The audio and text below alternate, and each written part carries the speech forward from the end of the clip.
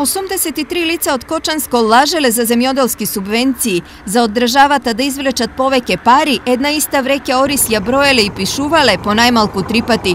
Целата работа одела преку откупувач од зрновци кои на поединци и фирми им давал лажни потврди за предаден Орис. Во повеќе наврати во потврда за откупена или преработена оризова арпа внесувал невистините податоци кои ги заверувал со свој подпис и печат, во кој потврди внел количина од откупената оризова арпа поголема од стварно остварената откупена количина која е констатирана од приемниците.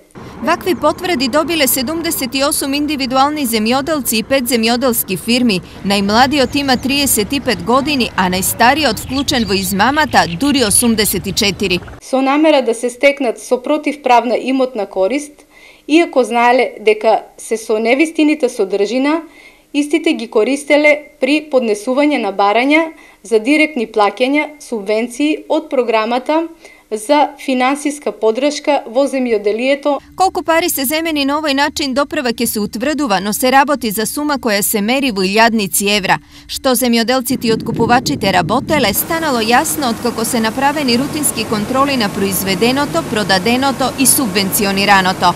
Сите инволвирани во случајов одденесе со кривични пријави од полицијата за фалсификување и уништување деловни книги.